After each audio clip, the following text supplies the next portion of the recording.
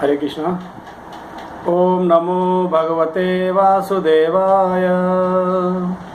ब्रह्म संहिता का नेक्स्ट श्लोक। भास्वान् यथा संसकलेषु निजेषु तेज स्वयं कियत् प्रकटयत्वपि तत्तदत् ब्रह्माय एष जगदण्ड विधान कर्ता गोविंदमादि पुरुषम तमहं भजामि।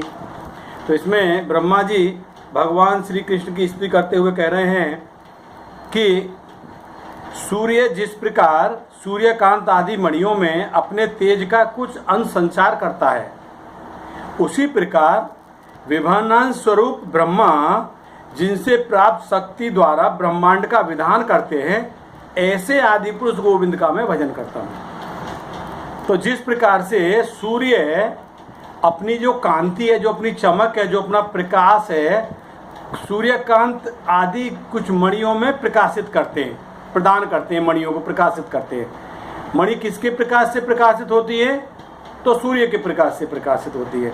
ठीक उसी प्रकार से ब्रह्मा जी भगवान श्री कृष्ण श्री नारायण से शक्ति प्राप्त करके इस जगत की सृष्टि करते हैं।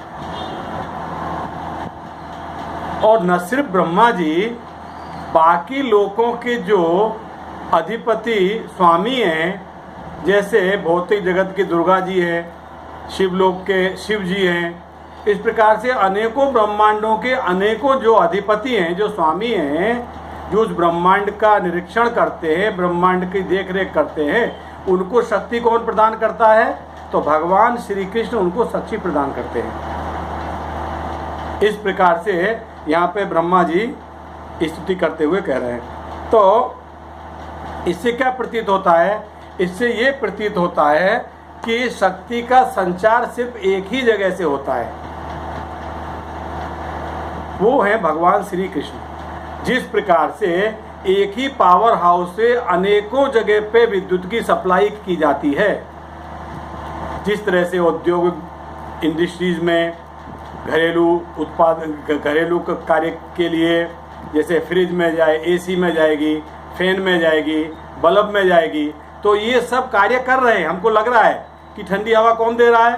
तो बोले कूलर दे रहा है। ठंडी हवा कौन दे रहा है? तो बोले एसी दे रहा है। लाइट कहाँ से आ रही है? तो बल्ब दे रहा है। मगर वो क्यों दे रहा है? कहाँ से दे रहा है? उसको शक्ति कहाँ से प्राप्त हो रही है? तो पावर हाउस से विद्युत मिल रही है उसको। तो ठीक उसी प्रकार से भगवान से शक्ति प्राप्त करने के बाद सभी देवताएं अपने अपने कार्य सुचारू रूप से कर पाते हैं। इसको इस प्रकार से समझ सकते हैं। तो इसका मतलब ये नहीं हुआ कि वो सर्वोपरि है। तो सर्वोपरि कौन है? ईश्वर है, परम कृष्ण, सच्चिदानंद विग्रह, अनादिरादि गोविंद, सर्व कारण कारण। भगवान श्री कृष्ण ही ईश्वर है, परम ईश्वर। ईश्वर है, परम कृष्ण है। परम ईश्वर कौन है? तो कृष्ण है। तो कैसे है? तो सच्चिदानंद विग्रह, सच्चिदानंद, अनादि आदि गोविंद, सर्व कारण कारणम। सभी कारणों के कारण कौन है? तो भगवान श्री कृष्ण ही सभी कारणों कारण है। गीता में बोलते हैं, एवं सर्वस्य प्रभुवो मत सर्वम प्रवर्ते इति मत्वा भजन्ते माम बुधा भाव समन्वित। मैं ही सबका मालिक हूँ, मत सर्वम प्रवर्ते, मेरे द्वारा ही सब कुछ प्रकट होता है। तो इस प्रकार से ब्रह्मा जी भगवान श्री कृष्ण की स्तुति करते हुए भगवान की महिमाओं का बखान कर रहे हैं, गुणगान कर रहे हैं। तो हमें क्या करना चाहिए? हमें भी हमेशा भगवान की लीलाओं का गुणगान करना चाहिए, है ना। श्रवणम कीर्तनम विष्णु, श्रवण करना चाहिए भगवान की कथाएं, है ना, और स्मरण करना चाहिए और कीर्तन करना चाहिए। वो जो हम श्रवण कर रहे हैं वो दूसरों को बताना चाहिए, भगवान की महिमाओं का गुणगान करना चाहिए। भगवान इससे प्रसन्न होते हैं।